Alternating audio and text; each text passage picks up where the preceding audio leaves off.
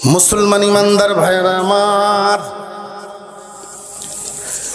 আল্লাহ পাক রব্বুল আলামিন আমাদের গন্তব্য কোথায় রেখেছেন? আল্লাহ পাক কুরআনে এক আয়াতের মধ্যে বলেন, ইন্নাল্লাযীনা আমানু ওয়া আমিলুস সালিহাত ইন্নাল্লাযীনা আমানু ওয়া আমিলুস সালিহাতি কানাত লাহুম জান্নাতুল ফিরদাউসি নুজুলা খালিদিনা ফিহা লা ইয়াবগুনা আনহা হিওয়ালা। আল্লাহ পাক রব্বুল আলামিন বলেন, যারা ঈমান এবং নেক আমল, ঈমান আর নেক আমল নিয়ে মরবে, আমি এদের জন্য একটা জায়গা বানাইছি, জায়গার নাম জান্নাত।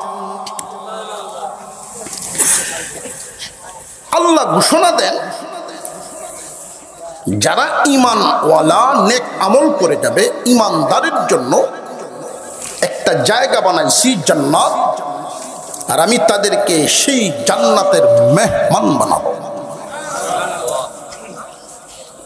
জান্নাতের মেহমান হওয়ার যে খুশি, এই খুশির সুবহানাল্লাহ আওয়াজের সাথে গরম চা খাওয়াইলে এর থেকে আওয়াজ বেশি হয়। জান্নাতের মেহমান, এবং সেই মেহমান কানায়, কারণ মেহমান শব্দটা শুনলে অন্তরে একটা ভয় আসতে পারে যে মেহমান বানাইবেন আল্লাহ, কারণ মেহমান তো বেশি দিন থাকে না। কেউর বাড়িতে মেহমান আসলে বেশি দিন থাকে, আর জোরে কর, জামাইও যদি ওর বাড়ি যায় আর 3 দিনের উপরে হয়ে যায়, সরাসরি শ্বশুরে কিছু না কইলেও রান্দা গরকে শাশুড়িরে জিগায়, এটা চাইছে কি তা, ঠিক না বেটে? মেহমান বেশি দিন থাকে না, আল্লাহ যে মেহমান বানাইবে, এই ভয়টা ভাঙ্গার জন্যই পরের আয়াতে আল্লাহ বলেন, খালিদিনা ফিহা, চিরদিন থাকবে, চিরদিন থাকবে। তাহলে চিরদিন থাকবো, তাহলে মেহমান কেন বললেন? মালিকই তো বলতে পারতেন। প্রশ্ন বুঝতেছেন? প্রশ্ন বুঝেন? আল্লাহ আমাদেরকে জান্নাতের মেহমান বানাবেন, অথচ রাখবেন শুরু আছে শেষ নাই, চিরদিন। তাহলে মেহমান কেন? মালিক তো বলতে পারতেন। মেহমান বলার কারণ হলো, দুনিয়ার জমিনে মেহমানদারির একটা নিয়ম আছে। কর্মচারী, মালিক, মেহমান সব সমান না একটু বেশ কম আছে? কর্মচারীর কাজ বেশি, আরাম কম, খাওয়ান কম, জোরে কর। আর মেহমানের কাম নাই, খাওয়ানোর আইটেম বেশি।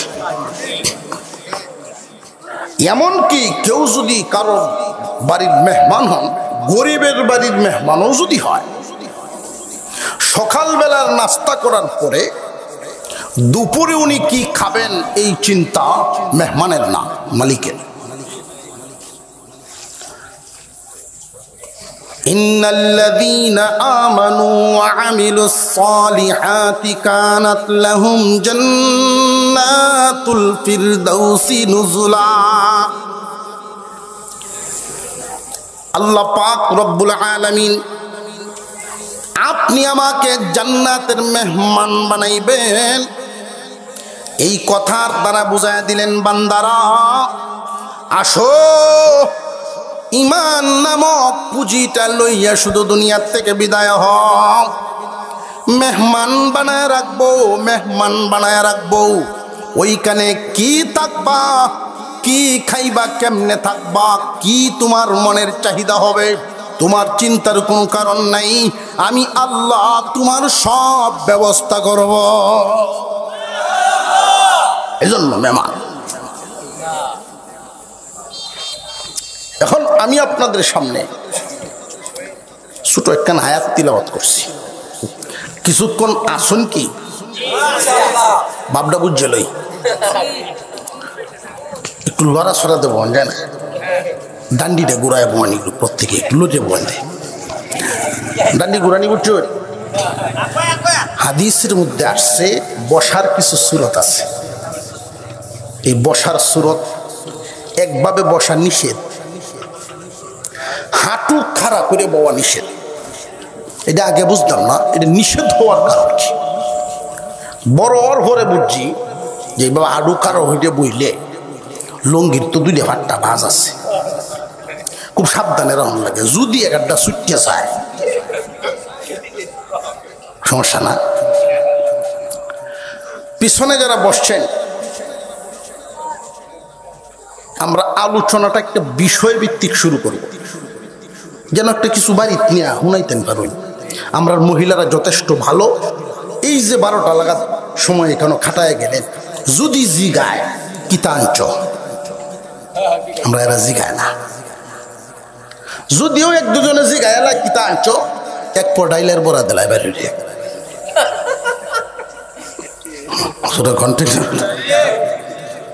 আর যদি বলতো তুমি 2 ঘন্টায় কি শিখে আসছো, 10 মিনিটের খোরাক আমারে দেও, তাহলে মনোযোগ একটু বেশি হইত।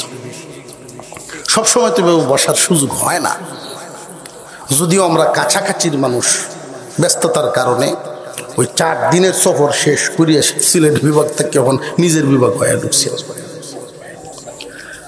আপনাদের বসার পরিবেশটা সুন্দর থাকলে, এটা যেহেতু জান্নাতের বাগান, এই বিশ্বাস আছে না নাই? এটা যে জান্নাতের বাগান এই বিশ্বাস হয়, বিশ্বাসটা মজবুত রাখা চাই। মাঝখানের ফাঁকা ও সুন্দর দেখা যায়, এই পরিবেশ নিজ জিম্মায় সুন্দর করে ফেলি। আমরা একটু সামনের দিকে জমে বসি, দোকানপাটে যারা আছেন কিছুক্ষণ সময় কথা আপনাদের সামনে হবে। বছরের শুরু মাত্র ওয়াজ নসিহত হচ্ছে, শুরু হয়ে গেছে। ইনশাল্লাহ সামনের দিকে আগায় আসেন। আল্লাহর দ্বীনের জন্য যে যত বেশি সামনে আসবে, রহমত সে তত আগে পার। সামনের দিকে আগায় আসে নিজ নিজ দায়িত্বে। واعتصموا بحبل الله جميعا। আল্লাহ বলেন, হে দুনিয়ার মানুষ, তোমরা আল্লাহর রশিকে শক্ত করে ধরো। রে দুনিয়াবাসী, আল্লাহর রশিকে শক্ত করে ধরো। আল্লাহর এই ওয়াজটা কি খুব লম্বা না ছোট? ওয়াতাসিমু বিহাবলিল্লাহি জামিআ, আল্লাহর রশিকে শক্ত করে ধরো। জবান খুলে বলেন আল্লাহ কি বলছেন? আল্লাহর রশিকে শক্ত করে ধরো। এখানে আমাদের 3টা প্রশ্ন। 1 নাম্বার প্রশ্ন হলো আল্লাহর রশিটা কি? 2 নাম্বার প্রশ্ন হলো ওই রশিটা ধরার নিয়মটা কি? 3 নাম্বার প্রশ্ন হলো রশি ধরতে পারলে লাভটা কি? আল্লাহ বলেন আল্লাহর রশিকে শক্ত করে ধরো। এখানে 3টা প্রশ্ন, একটু তাফসীরি চিন্তা ভাবনা রাখলে কথাটা বুঝে আসবে। 1 নাম্বার প্রশ্ন হলো আল্লাহর রশিটা কি? 2 নাম্বার রশিটা ধরার নিয়মটা কি? 3 নাম্বার রশি ধরতে পারলে লাভটা কি? এই 3টা কথা মনে রাখতে হবে, তাহলে আজকের যেই বিষয়টা আমি নিয়েছি সেই ওয়াজটা বুঝে আসবে। 1 নাম্বার আল্লাহর রশি কি, রশি ধরার নিয়ম কি, ধরতে পারলে লাভ কি? আমরা এই দুনিয়ার জমিনের কেউ স্থায়ী বাসিন্দা আসুন এখানে? নার আওয়াজে বোঝা যায় কেউ কেউ আছে, একটু আত্মুল হানছে দেই ভেয়া আসুন। এই দুনিয়ার জমিনে কি যেই বাড়িতে আমরা বসবাস করি সেখানে আমাদের পূর্বে অন্য মালিক ছিলেন। আজ থেকে কিছুকাল পরে আমরা থাকবো না, অন্যরা মালিক, ঠিক না? প্রতিদিন আমার আপনার দোকানের গদির থেকে একটা আওয়াজ আসে, সেটা আমরা শুনি না। তোমরা কিন্তু আমারে এত আপন ভাইব না, তোমার আগেও একজন আসেন, তার সাথেও মহব্বত ছিল, বিদায় করে দিচ্ছি। সময় আসলে আল্লাহর পক্ষ থেকে হুকুম আসলে তোমাকেও বিদায় করে দেব। এটা দুনিয়ার নিয়ম। এখানে আমরা কেউ থাকবো না, এখানে থাকার জন্য তো আসি নাই। কারণ আমাদের চিরদিন থাকার জন্য একটা জায়গা আল্লাহ বানায় রাখছেন, জায়গাটার নাম, জবান খুলে বলেন জায়গার নাম।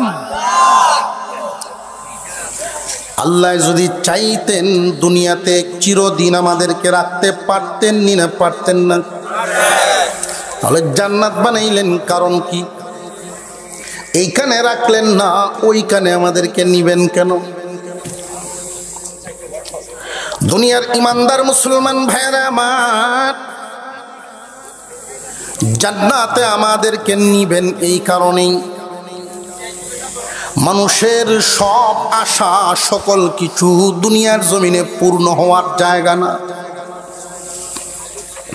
মানুষের সব আশা আকাঙ্ক্ষা পূর্ণ করার জন্য আল্লাহ নিবেন জান্নাতে, দুনিয়ায় পূর্ণ হওয়ার জায়গা না।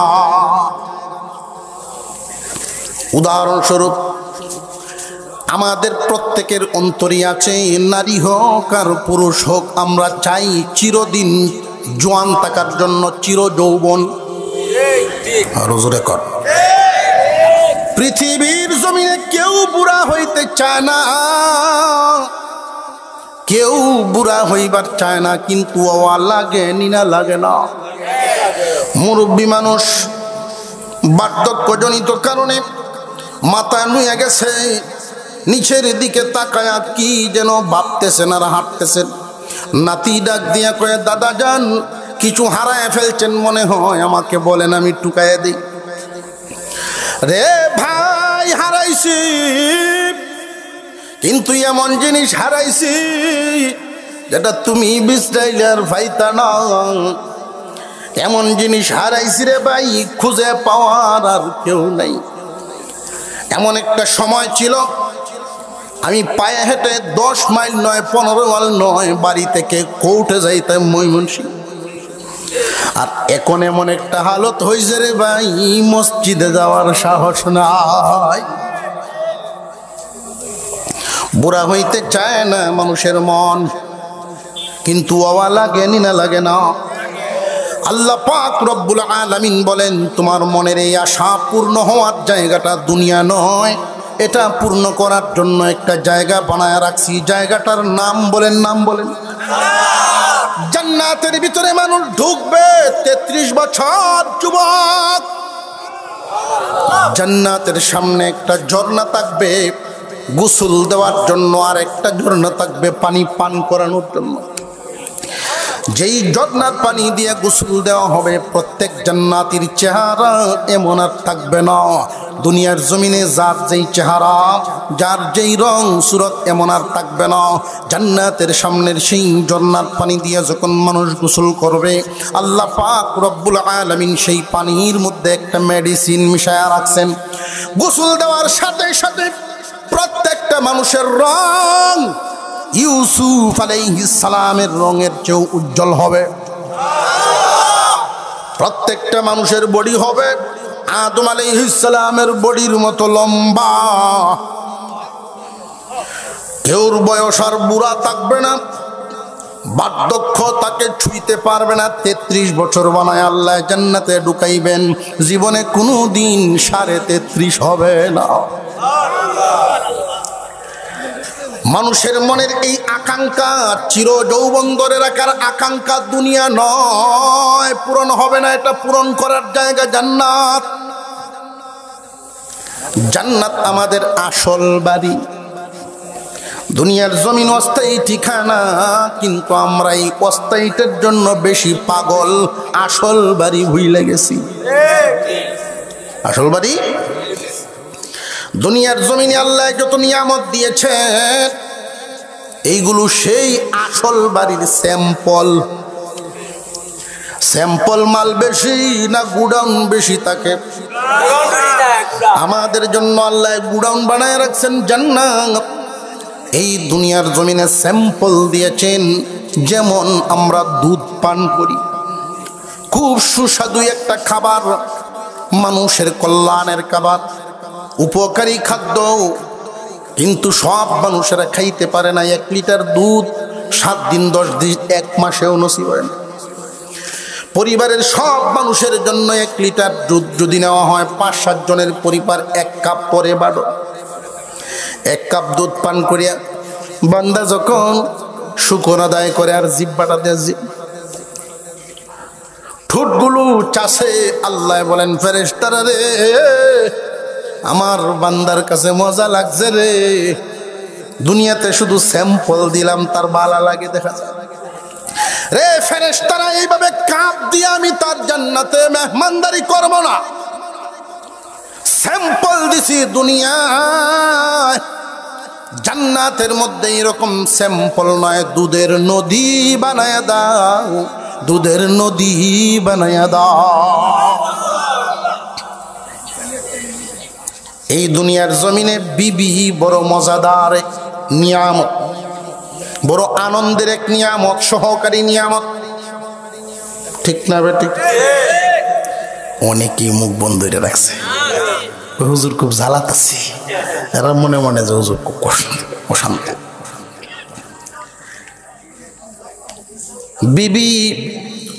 বিবি যদি বিবির মতো হয়, জান্নাতের সুখ দুনিয়ার পরিবারে হয়। বিবি বড় শান্তির নিয়ামত। আল্লাহ পাক রব্বুল আলামিন বলেন ফেরেশতারা রে, দুনিয়ার জমিনে স্যাম্পল দিছি, আখিরাতে গুডাউন। একটা না অনেক। দুনিয়ারটায় মাঝে মাঝে একটু ঝামেলা করে, কিন্তু ওইখানে কোনো ঝামেলা নাই, ওইখানে ঝামেলা নাই।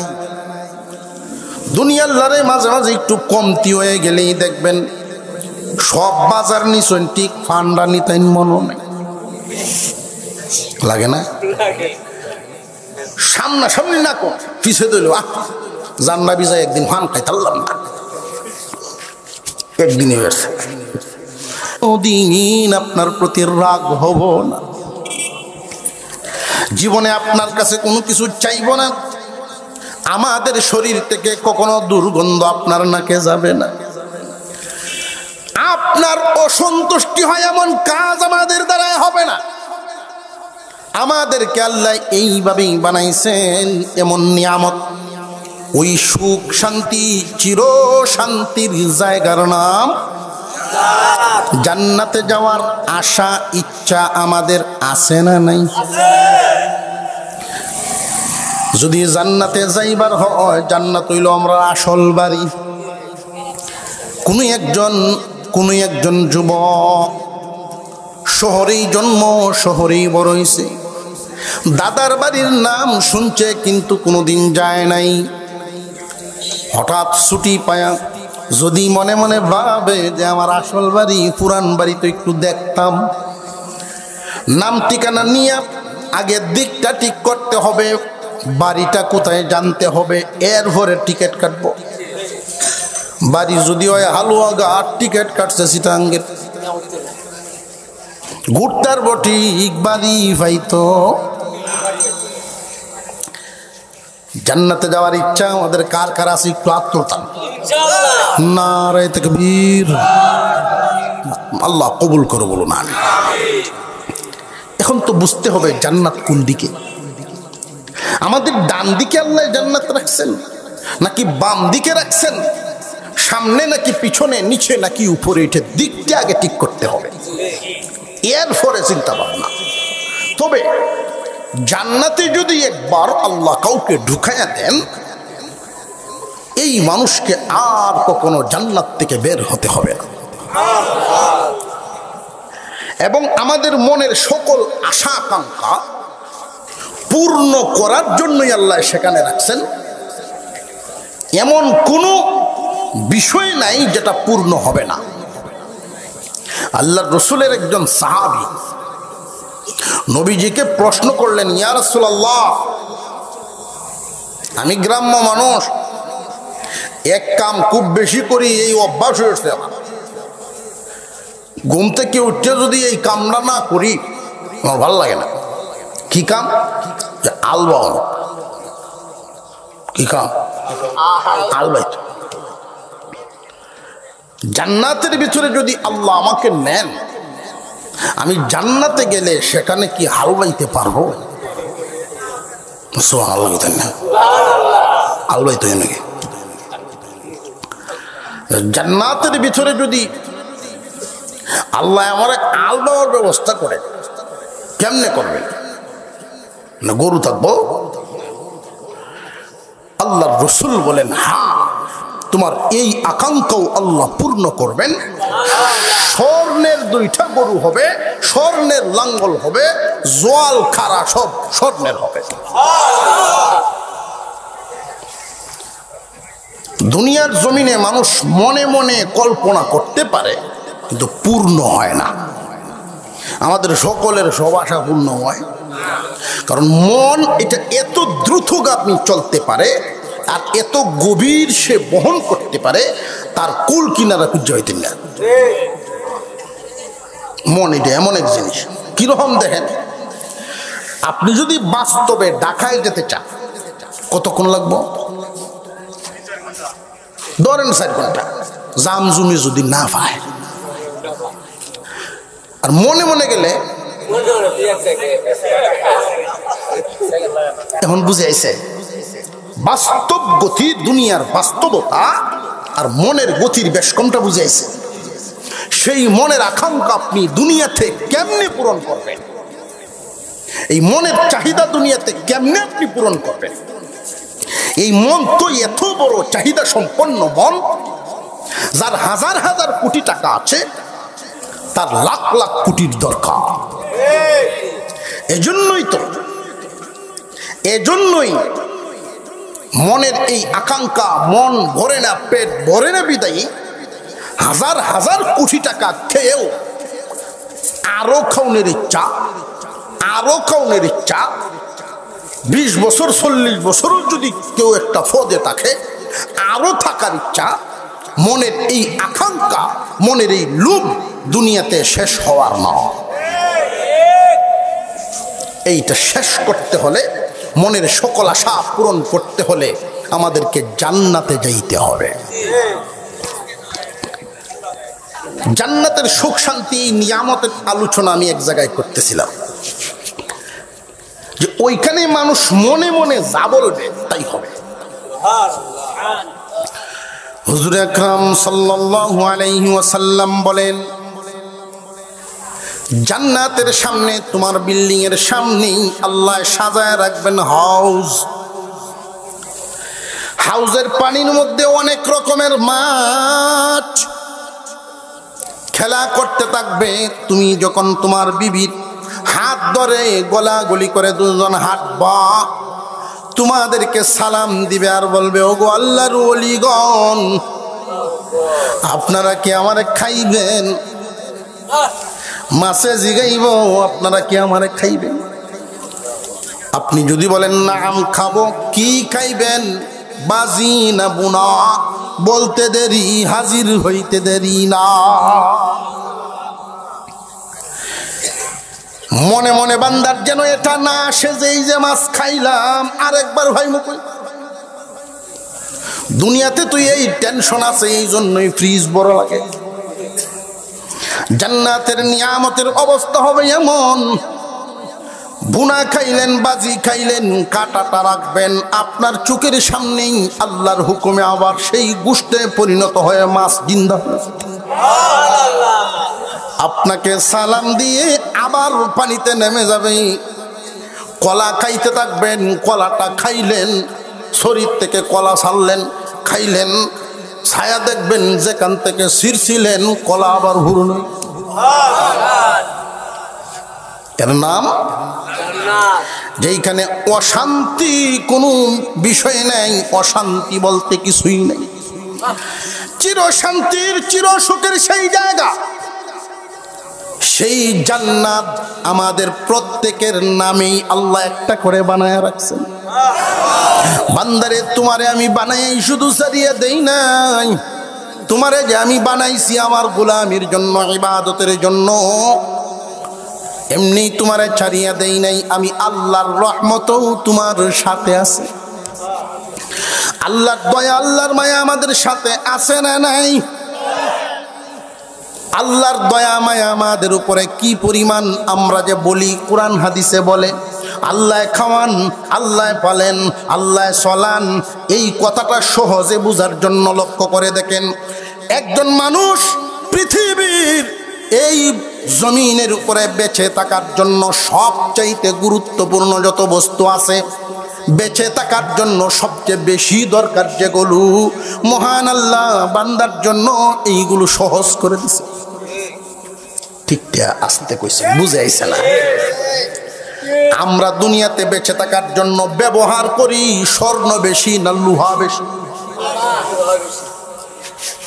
কোনো মানুষ যদি জিন্দিগিতে কোনোদিন স্বর্ণ স্পর্শও না করে জীবন চলা কি থামবে?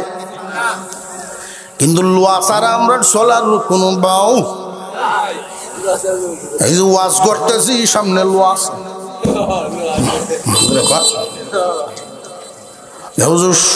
লোহা আর কোনটা দেখায় যে আমি যে একটু মুখটা বাউ করে আইছি, চুলটি একটু কাটতে আইছি, হে লোহা লাগছে।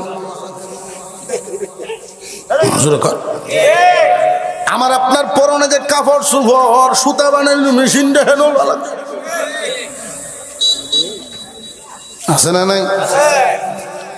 গুসলা গড্ডা বানাইছি, ফালা বদলানি লাগে, কোন তীর হেন লোহা লাগে, আলবাইলে লাঙ্গ হেন লোহা লাগে। স্বর্ণের ব্যবহার বেশি হয় না লোহার ব্যবহার বেশি? আল্লাহ পাক রব্বুল আলামিন বান্দার ব্যবহারের এই বেশি ব্যবহার করতে হবে, এই জন্য আল্লাহ আসান করে দিছেন, সহজ করে দিছেন। স্বর্ণের দাম যেই পরিমাণ, লোহা যদি এই পরিমাণ হইতো, উপায় হলো আরো দূরে কর। এখন তো আমরা কুদাল দেখায় না, যদি এই কুদাল স্বর্ণের হইতো উভয় গতি আছে। পানি ছাড়া মানুষ বাঁচবে না দুনিয়ার জমিনে, পানি লাগবেই। পানি মিলানোটা আমাদের জন্য কি আল্লাহ কঠিন রাখছেন না সহজ? ওযু করলে পানি লাগবে, পান করলে পানি লাগবে, গোসল করলে পানি লাগবে। এই পানি মিলাইতে যদি তেল মিলানোর মতো লাগতো অবস্থা, তেল যেমন কঠিন পানিও যদি এমন কঠিন হতো,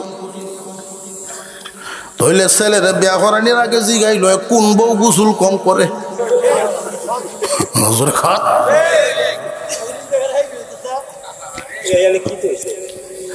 আল্লাহ রব্বুল আলামিন আমার আপনার জন্য আসান করে দিছেন দুনিয়ায় বাঁচা, আরো সহজ। প্রতি সেকেন্ডে সেকেন্ডে এই অক্সিজেন ছাড়া কি মানুষ বাঁচবে নি? এই অক্সিজেন যদি কিনা লাগতো, 24 ঘন্টা যদি অক্সিজেন ভরেন তাহলে হাসপাতালের বিল দেওয়া লাগে। আমি আপনাকে বেঁচে থাকার জন্য আল্লাহ পাক দুনিয়ার জমিনের সব নিয়ামত দিয়েছেন। বান্দারে তোমারে বানায় আমি ছেড়ে দেই নাই, আমার দয়া দিয়ে ডাইকে রাখছি। বান্দা তুমি আমার গোলামি কইরা ইমানটা নিয়ে আসো। দুনিয়ায় যা দিছি তো এটা স্যাম্পল দিছি, দেখবা তখন তোমার জন্য কি বানায়া রাখছি। আল্লাহ রব্বুল আলামিন আমার আপনার জন্য বানায়া রাখছেন জান্নাত। এখন আমাদের জানতে হবে আমাদের বাড়িটা কই। কে কে ঘুমে আছেন একটু হাত তোলেন। ভাই সাহেব ঘুমাই গেছি, লড়াফড়া দিল্লি কারণ আছে। কোরআনের মাহফিলে আল্লাহর রহমত নাজিল হয়, কোরআনের মাহফিলে আল্লাহর রহমত নাজিল হয়, এজন্য খুব ভাব আসে। জুমার দিন দেখবেন এক মুসল্লির উপরে আর এক মুসল্লি করতেছে, ঘুমাই না যদি কয় ঘুমাই দেবে উজুর লাগবো,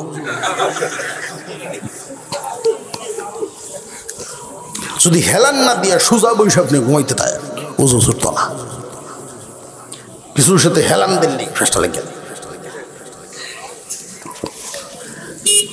আল্লাহর রহমত নাজিল হয়, সকিনা নাজিল হয়, দেখার চোখ আমাদের নেই। আমাদের বুজুর্গ আনে দিন দেখতেন, তাদের কারোর চোখে বাতাসের মতো লাগতো, কারোর চোখে কুয়াশার মতো লাগতো। তবে আমরা এতটুকু বুঝতে পারি, দুনিয়ার গান বাজনাতে গিয়ে দাঁড়াইলে শরীরে কোনো প্রশান্তি মিলে না, এক ধরনের জ্বালা মিলে। এই সমস্ত মাহফিলে বসলে মনে একটা প্রশান্তি, দেহে একটা শান্তি মিলে। এই শান্তিটার নাম সাকিনা।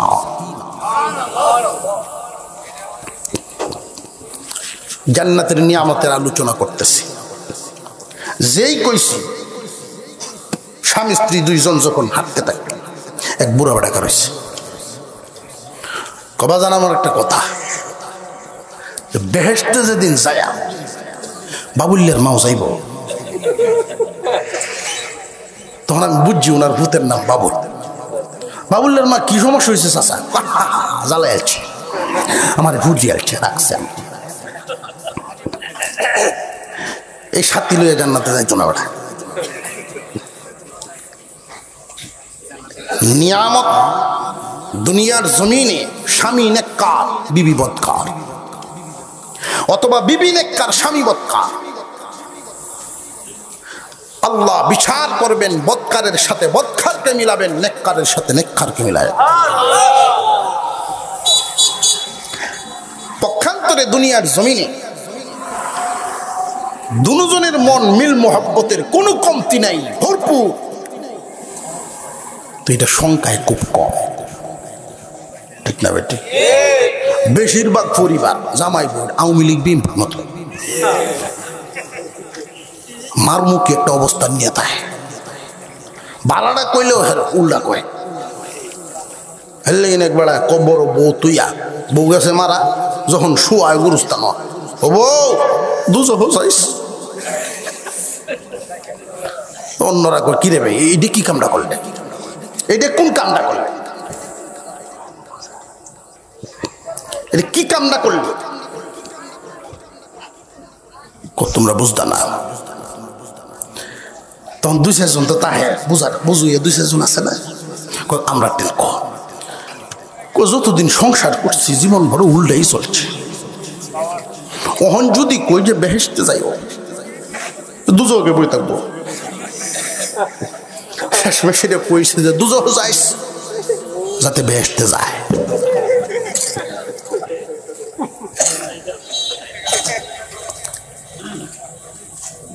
জান্নাতে আমাদের যেতে হবে, লাগবো নিনে লাগতো না। ডান দিকে বাম দিকে সামনে পিছনে যে না না কোথাও না, জান্নাত আল্লাহ রাখছেন আমাদের মাথার উপরে, উপরের দিকে। দলিল কি? খুব সহজভাবে সংক্ষিপ্তভাবে যেন বিষয়টা বুঝতে পারেন। আদম এবং হাওয়া আমাদের আব্বা আম্মা, শুনছেননি? নাম তো শুনছেন, দেখা না হোক, আমাদের আব্বা আম্মা। তারা জান্নাতে এক সময় ছিলেননি না ছিলেন না? ওনারা যেই দিন জান্নাত থেকে বের হন, ওই দিন আল্লাহ বলেছিলেন বিতু মিনহা জামিআ, হে আদম হাওয়া বংশ বুনিয়াদ সহ নিচে নামো। যদি বলতেন বের হও, এটার অর্থই একটা। যেহেতু বলছেন নিচে নামো, বোঝা গেল জান্নাত উপরে। জোরে কোন ঠিক না? এখন বুঝন লাগবো উপরে কতখান উপরে। যদি দেখা যায় যে 1000-2000 মাইল উপরে আছে, তাহলে আমরা এই এলাকার জায়গা জমি দিয়ে আমরা করাম কি? হেন গেলে তো আর আউন লাগতো না। জায়গা জমি সাইডের থানার মানুষের কাছে আমরা বেচিয়া 210টা বিমান রকেট কিনিয়া আস্তে আস্তে যাইতে পারলাম। কিন্তু না, 2,000-5,000 মাইলের ভিতরে নাই। উপরের দিকে যদি আমরা তাকাই সূর্য দেখতে পাই, আছে না নাই? এই সূর্যটা জ্ঞানীগণ বলেন, বিজ্ঞানীরা বলেন, এই জমিন থেকে 9,30,00,000 মাইল দূরে। আর একটু জোরে কর। এবং এই সূর্য পৃথিবী থেকে 13 লক্ষ গুণ বড়। 1-2 গুণ, 100-200 গুণ, 1000-2000, 13 লক্ষ গুণ বড় সূর্য। বিশাল আকারের সূর্যটা এত ছোট দেখা যায় কেন? যেই বস্তুটা যত দূরে হয় দেখতে তত ছোট হয়। 9,30,00,000 মাইল দূরে। এই জন্য পৃথিবী থেকে 13 লক্ষ গুণ বড় সূর্যটাও ছোট লাগে। এই পৃথিবীর জমিন থেকে যখন আসমানে তাকাই, শুধু কি সূর্য না ছোট ছোট তারকা আছে? দেখা যায় তারকাগুলো মার্বেলের চেয়ে বড়। কিন্তু আল্লাহ রব্বুল আলামিন এই তারকাগুলো যে বানাইছেন, হাজার হাজার সূর্য মিলেও একটা তারার সমান হবে না। তাহলে ওইগুলো কত উপরে? আপনার আমার পয়গম্বর বলেন, আসমান থেকে জমিনের দূরত্ব 500 বছরের রাস্তা। অগণবিজি, আসমান থেকে জমিনের দূরত্ব 500 বছরের রাস্তা। নবীজিকে জিজ্ঞাসা করলে তিনি শুধু এতটুকুন বলছেন 500 বছরের রাস্তা। কোন গতিতে সেটা তিনি বলেন নাই। গতি তো হাঁটার গতিও আছে, সাইকেলের গতিও আছে, হুন্ডার গতিও আছে। এই পৃথিবীর জমিনে সবচাইতে দ্রুত যেই গতি চলতে পারে আলোর গতি। প্রতি সেকেন্ডে এই আলো দৌড়তে পারে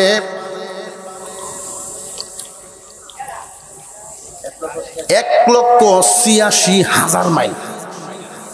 1,86,000 মাইল প্রতি সেকেন্ডে। 1,86,000 মাইল দিতে হবে। এমন কোন বিজ্ঞানী দুনিয়াতে এখনো আবিষ্কার হয় নাই এমন যানবাহন বানাইব। 1 সেকেন্ডে 1,86,000 মাইল। এইরকম গতি সম্পন্ন কোন যানবাহন যদি কেউ বানাইতে পারে, 500 বছর সময় লাগবে আসমানও যেতে। এই আসমান যেটা আমরা উপরে। কিন্তু আসমান কি একটা না, আরো আছে। আল্লাযী খালাকা সাবআ সামাওয়াতিন তিবাকা। মহান আল্লাহ পাক যত্ন করে করে 7টা আসমান বানাইছেন, একটা নয়, 2টা নয়। আমাদের মাথার উপরে যে আসমান স্থির পানি দ্বারা বানাইছেন, দ্বিতীয় আসমানটা আল্লাহ লোহা দ্বারা বানাইছেন। তৃতীয় আসমানটা তিনি তামা দ্বারা বানাইছেন। চতুর্থ আসমানটা রূপা দ্বারা বানাইছেন। পঞ্চম আসমানটা স্বর্ণ দ্বারা বানাইছেন। ষষ্ঠ আসমানটা আল্লাহ পাক রব্বুল আলামিন ইয়াকুত পাথর দ্বারা বানাইছেন। সপ্তম আসমানটা নূর দ্বারা বানাইছেন। এইভাবে এক একটা আসমান আর এক একটা শূন্যস্থান, খালি জায়গা 500 বছরের রাস্তা। আসমানটা পুরো হইল 500 বছরের রাস্তা। যানবাহন যদি বানাইতো কোনো বিজ্ঞানী ভারে, কোনো বিজ্ঞানী যদি যানবাহন বানায়াও ফালায়, যেই যানবাহন প্রতি সেকেন্ডে 1,86,000 মাইল যায়, তবু প্রথম আসমানে যাইতে পারবে না, কারণ সময় লাগে। হায়াত আছে, নাতি হুতি দুটি লইয়া ভোট দিলে হইতো না। এতে বোঝা গেল মানুষ তোমাদের দ্বারা জান্নাতে আসা সম্ভব না। তোমাদের দ্বারা জান্নাতে আসা সম্ভব না, অনেক নিচে তোমরা।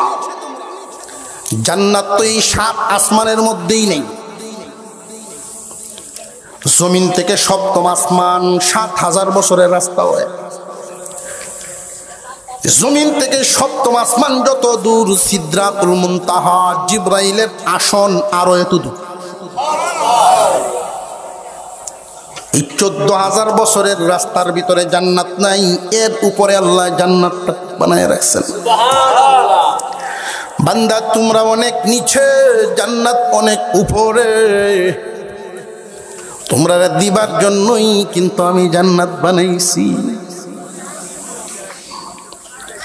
আল্লাহ পাক রব্বুল আলামিন যে আমাদেরকে জান্নাত দিতে চান, এটার একটা প্রমাণ দেখে। এই পৃথিবীর জমিনে একটা নিয়ম, চিরাচরিত নিয়ম। ঘুমায় গেছেন? 2-3 আর কয়েকটা মিনিট, 5-7-10 মিনিটের ভিতরে।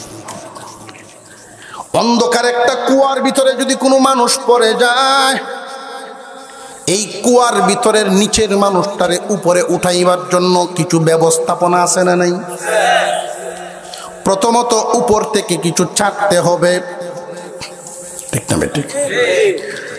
যা ছাড়বেন এটা বন চাললে হতো, শক্ত করে ছাড়তে হবে। 3 নাম্বার ওই লোকটা নিচের থেকে ধরতে হবে। 4 নাম্বারে উপরের থেকে আবার আমাদের টানতে হবে। এই 4টা কাজের মাধ্যমে নিচের মানুষ উপরে উঠে। আল্লাহ পাক রব্বুল আলামিন ডাক দিয়া ঘোষণা দিলেন, ওয়াতাসিমু বিহাবলিল্লাহি জামিআ।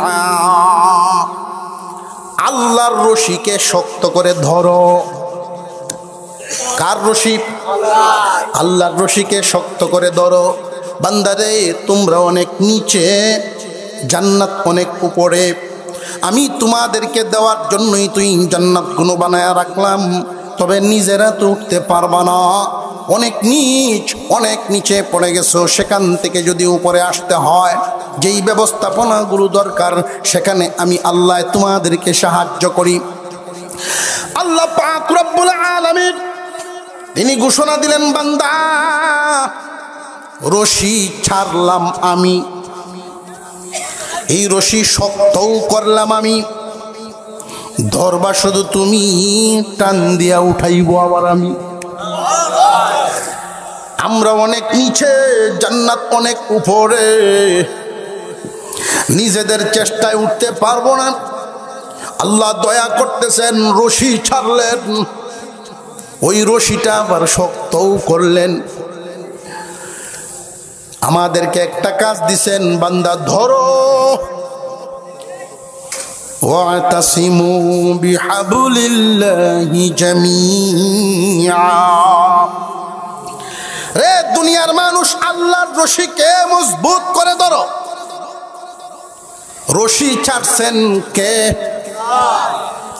শক্ত করছেন তিনি। ধরবা শুধু তুমি, টান দিয়া উঠাইবে না। 4 কাজের মধ্যে 3টাই করছেন আল্লাহ, একটা করবা বান্দা। এখানে আমরা যে প্রশ্ন করছিলাম শুরুতে, মনে আসেনি? কয়টা প্রশ্ন? আল্লাহর রশির উপরে প্রশ্ন ছিল কয়টা? 3টা। রশিটা কি? ধরার নিয়মটা কি? ধরলে পরে লাভটা কি? আল্লাহর রশির ব্যাপারে তাম পৃথিবীর সমস্ত মুফাসসিরিনে কেরাম একমত। কারণ রশির সংবাদ যদি নিতে হয়, আলেম ওলামার থেকে নিতে হবে। কারণ অনেক মানুষ ভুল ব্যাখ্যা দেয় নিজের সুবিধায়। একবার ফাইসি বহুদিনে কুচিয়া রশির সংবাদ পাওয়া গেছে, কোনানো ফরিদপুর। হ্যাঁ বলে আল্লাহ রশি। তামাম পৃথিবীর সমস্ত মুফাসসিরিনে কেরাম একমত যে আল্লাহ রশি বলতে কি বুঝাইলেন? আল্লাহর কুরআন। আরো জোরে জবান খুলে বলেন। এখন প্রশ্ন জাগে, কোরআনকে আল্লাহ রশি বললেন কেন?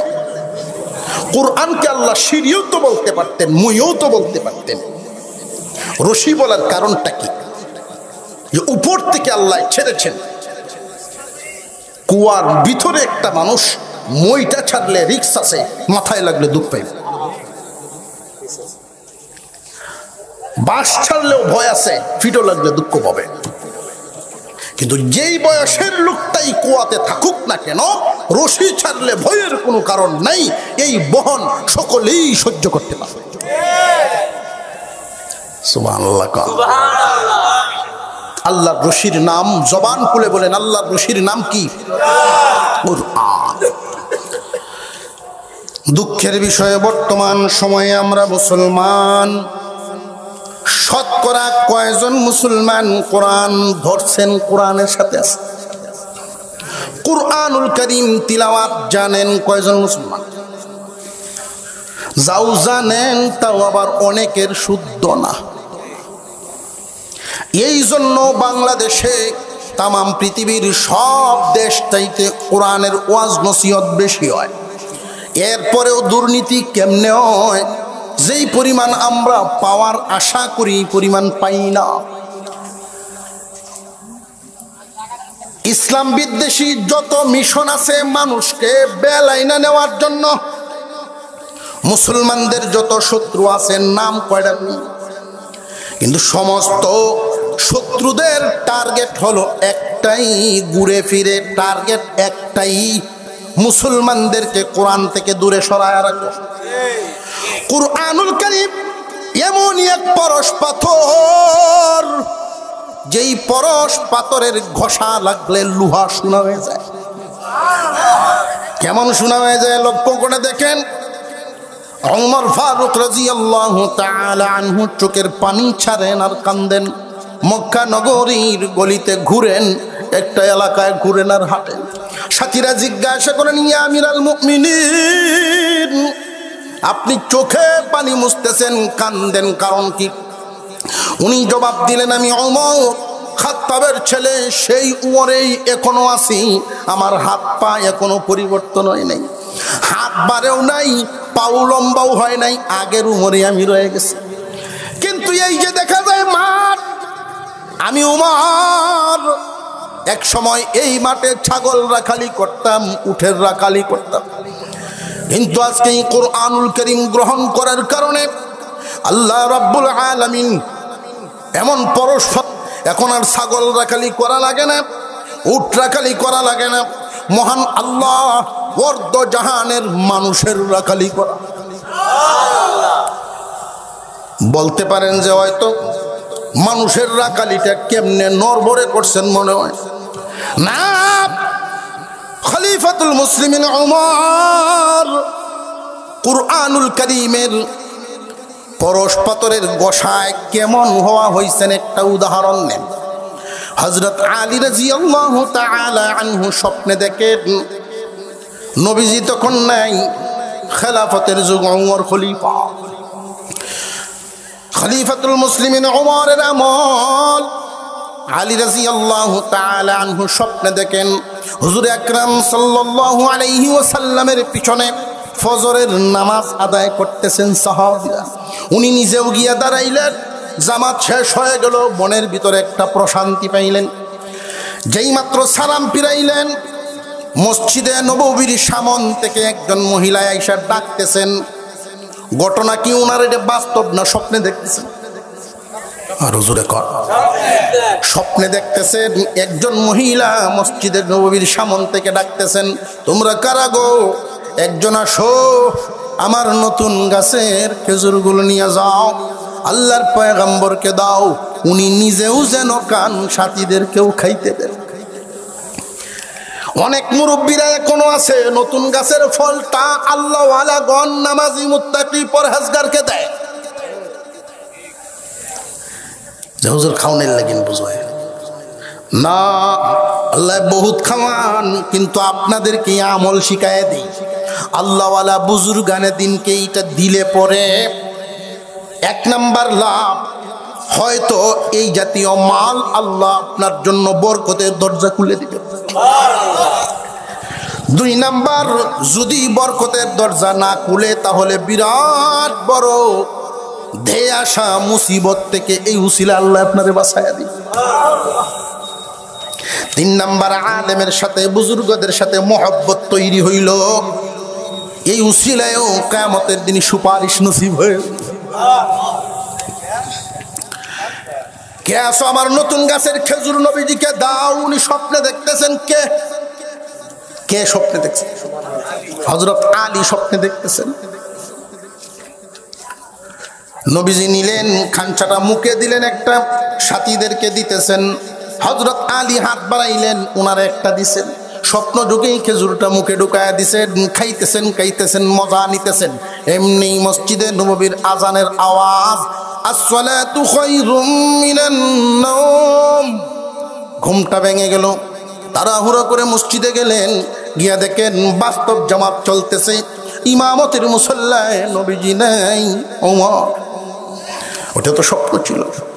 খলিফাতুল মুসলিমিনের পিছনে দাঁড়াইছেন, নামাজ শেষ হয়ে গেল। এমনি শোনা যায় একজন মহিলা ডাকতেছেন, এসে মসজিদের সামনে দাঁড়ায়, কে আছো?